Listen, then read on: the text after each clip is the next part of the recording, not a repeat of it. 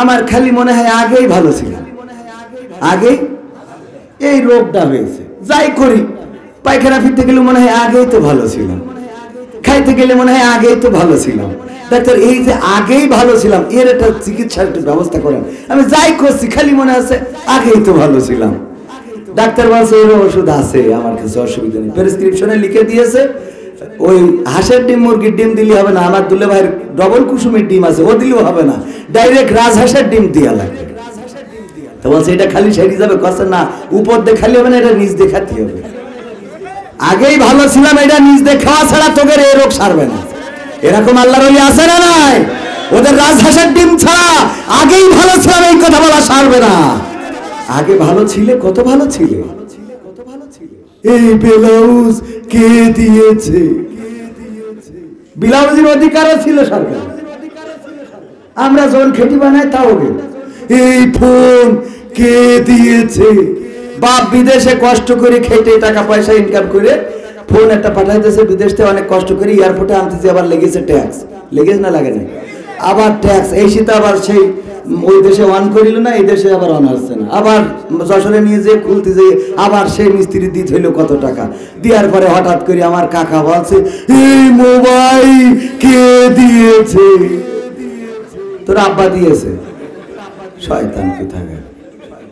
Mobile বাপ কিনে বিদেশ থেকে পাঠাইলো কষ্ট করে, বাপের পরনে ছেঁড়া লুঙ্গি, ছেঁড়া প্যান্ট, ছেঁড়া জামা কাপড়, কাজ করতে করতে মাথার ঘাম পায়ে পড়ে, আর মোবাইল দেয় সরকার। পাইছেন কেউ একজনও পাইছিলেন সরকারি মোবাইল? পাইছিলেন কি? ফোন খালি মাঝে মাঝে একটু কল দিয়ে বলতো আমি শেখ হাসিনা বলছি তোরা ভালো থাকিস। আমাদের কাছে কল আসতো না?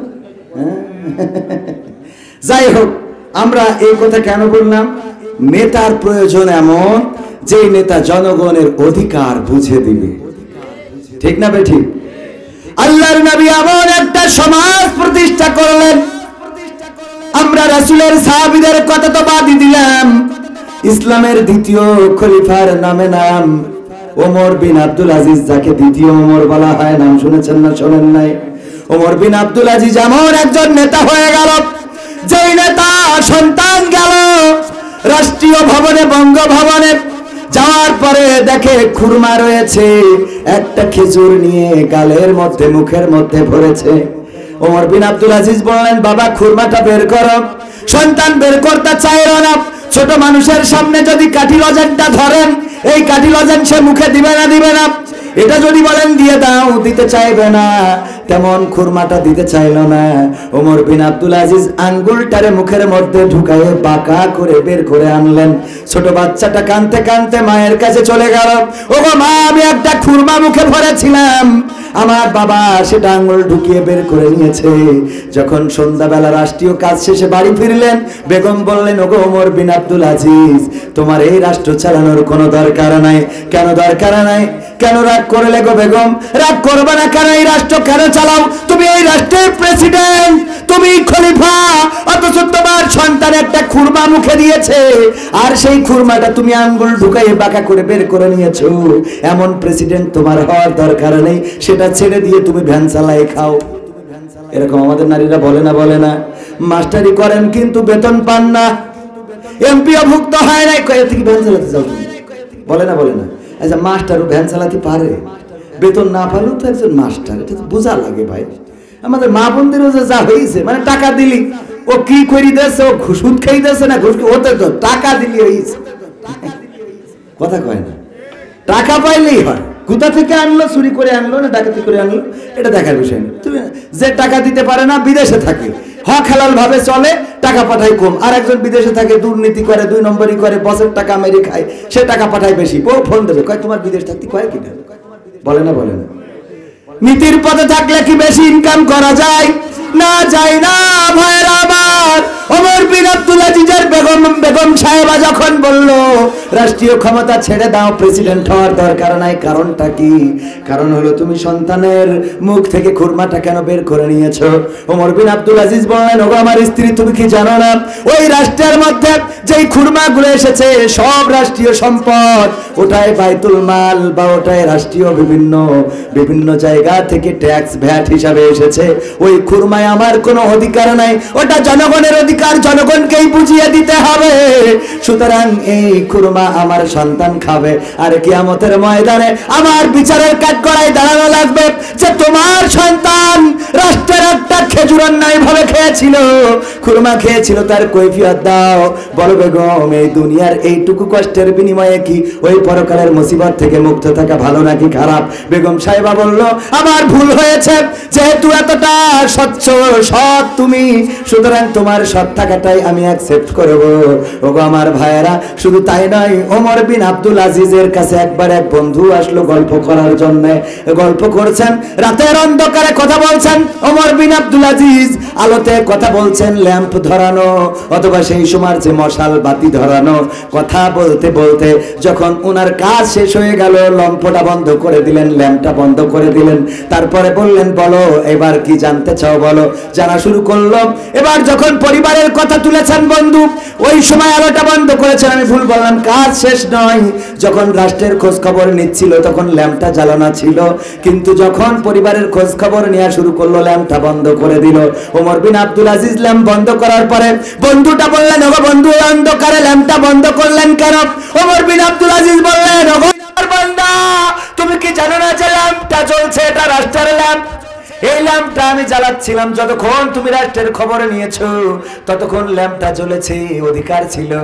কিন্তু যখন তুমি জিজ্ঞেস করেছো আমার বউ কেমন আছে, বিবি কেমন আছে, বাচ্চা কেমন আছে, বাড়িতে আমরা সবাই কেমন আছি, তখন চিন্তা করলাম আমার ব্যক্তিগত খবর বলার জন্য রাষ্ট্রের কেরাসিন পোড়ায় আলো জ্বালানোর কোনো অধিকার আমার নাই। আল্লাহু আকবার। এই নেতা এখনকার জামানায় আছে না নাই? আছে? কয় নেই? আমি দেখাই দিচ্ছি, একটা দেখাই দিই। মুহাদ্দিস আবু সাইদ মুহাম্মদ শাহাদাত হোসেন নাম শুনেছেন? বাড়ি কোথায়? বাঁকড়ায় বাড়ি। 6 শতক জমি, ভাইয়ে কয়জন? 6 জন ভাই, 6 জন। বাড়িটাও হলো 6 শতক ভিটার উপরে। লেখাপড়া করেছেন, বড় হয়েছেন, কামিয়াবি দান করেছে আল্লাহ রাব্বুল আলামিন। এমপি হওয়ার আগে চেয়ারম্যান ছিলেন, জানেন না? জানেন না?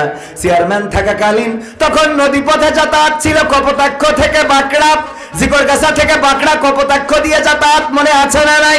মুরব্বীদের মনে থাকতে পারে। আমিও আমার ছোট বউ, আমার মেজে বোনকে যখন বিবাহ, আমার বাবা বিবাহ দিয়েছিলেন, নদী পথে যাতায়াত ছিল, চৌগাছা থেকে মাসিলা টলারে যেতে হতো, 4 টাকা করে ভাড়া নিত। ওই টলারটা বন্ধ, যেখানে নামতে চাইতাম ঘাটে ঘাটে স্ট্যান্ড ছিল, তখন রাস্তা পাকা ছিল না, এই টলারে যাতায়াত ছিল কপোতাক্ষ থেকে। আপনার কোথায়? বাঁকড়া যাতায়াত ছিল। আবু সাইদ যাচ্ছেন, রমজানের মাস, রমাদানের মাস, এই রমাদানের মাসে রাষ্ট্র কিছু খুরমা দেয় ইফতারির জন্য, আবার কিছু উপঢৌকন এই জাতীয় অনেক সময় রাষ্ট্র থেকে আসে, সৌদি আরব থেকে পাঠিয়ে দেয়, যারা গরিব তারা খা। তোরা তো গরিব, পান্তা ভাত খায়, এরা পাঠায় না? পাঠায় না? ওরা তো গরিব, আমরা গরিবের জন্য পাঠাই। আবার সৌদি আরবের কথা যেহেতু এসে গেল, আমার সৌদি আরবের বিপক্ষে বললে তো আবার আমার আহলে হাদিসের ভাইয়েরা খেপে যায়। আমি মালয়েশিয়ায় সৌদি আরবে উমরায় যাওয়ার পরে আমার এক আহলে হাদিসের ভাই আমার বলতেছে, আপনার এখন আমি ধরাই দেব। কেন ধরাই দেব? কারণ হলো আপনি সৌদি আরবের রাষ্ট্রের বিরুদ্ধে কথা বলেছেন। কি বলেছি? রাষ্ট্রের বিরুদ্ধে আমি বলেছি। শয়তান মুক্তি পেয়ে কোথায় গেল? আগে সৌদি আরবে এসেছে, কারণ একদিন আগে ঈদ হয় ওখানে, ঠিক না বেঠিক? আচ্ছা, এই কথাটা কি ভুল বলেছি? একদিন আগে যেহেতু ঈদ হয়ে যায়, তাহলে শয়তান একদিন আগে ওখানে ছাড়া পায় না? একদিন আগে তো সৌদি আরবে আসে। এবার সেই সৌদি আরবে একটা শো করেছে, এই শো মডেলদেরকে নিয়ে সেই শো করার আদলে কাবার মতো একটা ডিজাইন করেছে, পিছনে সেটাই লাইটিং করেছে, আর বিশ্ব থেকে নর্তকীদেরকে নিয়ে অর্ধ উলঙ্গ করে সৌদি আরবের মানুষকে দেখাইছে। এটা যারা মিডিয়ায় খোঁজ খবর রাখে তারা জানে, যারা রাখেন না তারা জানবেন না। আমার প্রমাণ চাইলেও আমি দেখাইতে পারবো, আমার এখানে আছে। দেখেছেন, অনেকের চোখের সামনে পড়ে থাকতে পারে। অর্ধ উলঙ্গ, অর্ধ উলঙ্গ মানে কি? যাদের এই সমাজে নিকৃষ্ট প্রাণী হিসাবে আমরা মনে করি, যাদের কারণে আমার যুবক তরুণদের চরিত্র নষ্ট হয়, যারা রাতে কল্পনা করে এমন যদি আমার একখান থাকতো। এইগুলো সৌদি আরবে আনুষ্ঠানিকভাবে রাষ্ট্রীয় পৃষ্ঠপোষকতায় দেখানো হয়েছে। এই কথার প্রতিবাদ করলে আবার দেখা গেল আমি ওমরায় গেলে আমার কাঠি খুলে দেবে। কারণ সৌদি আরব এমন একটা রাষ্ট্র, যা করবে সব হালাল, কিছু বলার কায়দা নেই। আর আমার আহলে হাদিস ভাইয়েরা পোশাক রয়েছে, কিছু পোশাক, এরা যাই করুক তাই করুক, রাষ্ট্রের শেখ হাসিনারও কিছু রাষ্ট্রীয় হুজুর ছিল না? ছিল না? শাহবাগে এসে কয় আমরা এসেছি ইমানের দাবিতে। ওই ইমানের দাবিতে গিয়ে সাইদির ফাঁসির জন্য। কত বড় ইমান ওর, কত বড় ইমান! লোকজন সামনে ডাকতে, লোকজন সামনে, ওরা ও বোর্ড ডাকলো আসবেন, আসবেন আপনারা আসবেন, শুনে একটু দেখি দেখি দেখি তাহলে আসেন, একটু জিকির করে না, জায়গা করে দেন। লা ইলাহা ইল্লাল্লাহ, লা ইলাহা ইল্লাল্লাহ, লা ইলাহা ইল্লাল্লাহ, লা ইলাহা ইল্লাল্লাহ, লা ইলাহা ইল্লাল্লাহু মুহাম্মাদুর রাসূলুল্লাহ। ও আমার ভাইরা, আমার যুবকেরা, তরুণেরা, কিশোরেরা, যারা দাঁড়ানো, এই মাহফিলটা কিসের মাহফিল? কোরআনের মাহফিল। আল্লাহ রাসূলের ভাষায় এটা হলো রিয়াজুল জান্নাত, জান্নাতের বাগান। ওগো আমার যুবকেরা দাঁড়িয়ে যারা আছেন, যদি এই জান্নাতের বাগানে বসেন, আজকের এই বসাটা আপনার নাজাতের ওসিলা হয়ে যেতে পারে। আজকের এই বসাটা আপনার দুনিয়ার কল্যাণ, আখিরাতের কল্যাণ হিসাবে আল্লাহ কবুল করে নিতে পারেন। আমার যুবকেরা, তরুণেরা, বসার জন্য বলবো, এখানে বসবেন, শুনবেন। যদি আমল করতে পারেন তাইলে আল্লাহ রাব্বুল আলামিন এই আমলের ওসিলায় দুনিয়ার জীবন, আখিরাতের জীবন সুন্দর করে দিবেন। বলেন সুবহানাল্লাহ। আমরা দুই ভাই, কয় ভাই? আমি একটু মাদ্রাসায় মোটামুটি 2 ক্লাস পড়েছি, আর ইসলামী আন্দোলনের সাথে সম্পৃক্ত থেকেছি, ছাত্র সংগঠনের সাথে ছিলাম, মুরব্বী সংগঠনে 2014-তে শপথ নিয়েছি মালয়েশিয়াতে, এখানে অগ্রসর কর্মী এখন আপাতত। ভাইয়েরা আমার, কোরআন হাদিস নাড়াচাড়া করার কারণে, কোরআন হাদিসের পথে থাকার কারণে যশোরে এখন প্রোগ্রাম করার মতো সময় হয় না। আজকে এই মাহফিল করে কালকে ভুলাই, তারপরের দিন লালমনিরহাট, তারপরের দিন কুড়িগ্রাম, তারপরের দিন দিনাজপুর, তারপরের দিন আবার যশোর অঞ্চলে চুয়াডাঙ্গায় না ঝিনাইদহে, খেয়াল নেই। ওগো আমার ভাইরা, এটা কিসের সম্মানের? যদি কোরআন না বলতে পারতাম তাইলে এই স্টেজে কি বসাতেন? না, বসাতেন না। 2 কলম জানার কারণে আল্লাহ এই স্টেজে বসাইছেন। আমার যুবকদেরকে বলবো, তরুণদেরকে বলবো, পথহারা হওয়া যাবে না, পথভ্রষ্ট হওয়া যাবে না। যদি আল্লাহর পথে আসতে পারেন, থাকতে পারেন, চলতে পারেন, আল্লাহ দুনিয়ার জীবনটা সুন্দর করে দিবেন, আর আখিরাতের জীবনটা মুক্তির করে দিবেন। বলেন সুবহানাল্লাহ। আর যদি দুনিয়ার জীবনে আপনি রংঢং করে বেড়ান, দুনিয়ার জীবনে যদি আপনি অন্যায় করে বেড়ান, পাপাচার কদাচারের সাথে সম্পৃক্ততা থাকে, ভাইরা আমার, পরকালের ময়দানে এগুলো অস্বীকার করতে পারবেন না। যদি বলেন আমি পীর সাহেব ছিলাম, জামাত ইসলামের কর্মী ছিলাম, আমার আল্লাহ ওই দিন আল ইয়াউমা নাখতিমু আলা আফওয়াহিহিম ওয়া তুকাল্লিমুনা আইদিহিম ওয়া তাশহাদু আরজুলুহুম বিমা কানু ইয়াকসিবুন। আমার আল্লাহ বলছেন, ওই দিন আমি তোমাদের মুখে আঠা লাগিয়ে দেব, তোমাদের জবানটা বন্ধ করে দেব, তোমাদের হাতের জবান খুলে দেব, তোমাদের পায়ের জবান খুলে দেব, তোমাদের হাত আমার সাথে কথা বলবে, তোমাদের পা তোমাদের কৃতকর্মের সাক্ষ্য দিয়ে দেবে। ওগো আমার যুবকেরা, এই হাত দিয়ে কতটা রাত জেগে ফ্রি ফায়ার পাবজি খেলো, এই হাত দিয়ে কার সাথে চ্যাটিং করো, ব্যাটিং করো, এই পা দিয়ে কার কাছে হেঁটে লাইলাতুল ফেব্রুয়ারি আসে না নাই? তুমি মোটর সাইকেলে গিয়ার দিয়ে চলে গেলে গদখালিতে লাইলাতুল ফেব্রুয়ারি পালন করার জন্য। ওই দিন কিন্তু হাত বলবে, হাত দিয়ে ফুল দিয়ে বলেছিল আই লাভ ইউ, ঠ্যাং বলবে হ্যাঁ, এরকম করে ভেঙে বসেছিল, কথা কয় না, সব বলে দেবে। ওগো আমার যুবকেরা, ওটা যেমন বলবে, আজকের এই মাহফিলে যারা আছেন, মাহফিলে যারা বসেছেন, দাঁড়িয়েছেন, আল্লাহ রাব্বুল আলামিনের কাছে ওই দিন এই হাত, চোখ, কান, নাক, মুখ তারাও বলবে, আল্লাহ তোমার এই বান্দা একদিন মাহফিলে ছিল, শীতের রাত দাঁড়িয়েছিল, বসেছিল, কোরআনের কথাগুলো শুনেছিল, পা বলবে কথা সত্য, আমার এই পায়ে হেঁটে হেঁটে গিয়েছিল, এই পায়ে হেঁটে অথবা বাইক চালিয়ে অথবা বাইসাইকেল চালিয়ে গিয়েছিল, চোখ বলবে হ্যাঁ আমিও সাক্ষ্য দিচ্ছি গো আল্লাহ, এই চোখ দিয়ে কবির বিন সামাদ, আজিজুর রহমান, আরো যে বক্তা গুলো ছিল তাদের আলোচনাগুলো শুনেছিল, কান বলবে কথা সত্য, আমার কানেই তো শুনেছিল। ওই দিন হতে পারে এটাই আপনার নাজাতের ওসিলা। সবাই জোরে জোরে বলেন সুবহানাল্লাহ। ভাইরা আমার, আমি এখনো শুরু করিনি, শুরু করব। আমি মুহাদ্দিস আবু সাঈদ সাহেবের উদাহরণটা কেন দিচ্ছি? নেতার মতো নেতা কেন হতে হবে? মুহাদ্দিস আবু সাইদ সাহেব চেয়ারম্যান, উনি ইন্তেকাল করেছেন রাহিমাহুল্লাহ, চলে গিয়েছেন পৃথিবী ছেড়ে। আল্লাহ কবরটারে জান্নাতের বাগান বানান, বলেন আমিন। এই মানুষগুলোর কথা পত্রিকায় আসে না, এই মানুষগুলোর কথা মিডিয়ায় আসে না, এই মানুষগুলোর কথা পেপার পত্রিকায় ছাপা হয় না, বরং ছাপা হয়। আজকেও দেখলাম আর টিভি নিউজ, আজকেও দেখলাম লিখেছে পরিমণি আবারও প্রেমে পড়েছে, বলেন সুবহানাল্লাহ। নাউজুবিল্লাহ, আস্তাগফিরুল্লাহ। আমার ভুল আছে, আমার ভুল হয়েছে, মানে ওই বলতে চাই একমুখ হয়ে গেছে আর কি। না মনে করছেন যে জানি বুঝে বলেনি, তা না, জানি বুঝে বলে একটু টেস্ট করলাম। কারণ মাঝে মাঝে মাঝে পরীক্ষা নেওয়ার দরকার আছে না নাই? আমরা মাহফিল শেষ না করে চলে যাব, কে কে হাত উঁচু করেন? দেখেন তাও ঝোক ঝোক মারছিল যে হাত উঁচু কর না করবো না, আছে না নাই? ভালো করে শোনা লাগবে, যদি ভালো করে না শোনেন বিপদে পড়বেন। অনেকেই মাহফিলে এসে ঘুম দেয়, আছে না নাই? ঘুম দেয়, ঘুম পড়েছে, আধা ঘুম আধা কাক ঘুম, আমরা কাক ঘুম বলি। মাহফিলে কালেকশন চলছে, কালেকশনের সময় তো আরো ঘুম বেশি আসে না কম, কারণ টাকা যেন না দিয়া লাগে। হুজুর বলছে 50,000 টাকা কোন আল্লাহর বান্দা আছেন দেবেন? একটু হাত উঁচু করেন। যদি 50,000 টাকা দেন, বাপ মরি গেলি জান্নাতে যাবে, মা মরি গেলি দোতলায় থাকবে। কত রকম আমরা বলি না, বলি না? আমরা কত রকম আশার বাণী শুনাই, সুর দিয়ে দিয়ে বললো বাবা রে, মা নাই বাবা নাই, 50,000 টাকা কি দিয়া যায় না? আমি দোয়া করে দেব মুসাফির মানুষ, যদি দাও তোমার মা বাবা জান্নাতে থাকতে পারে।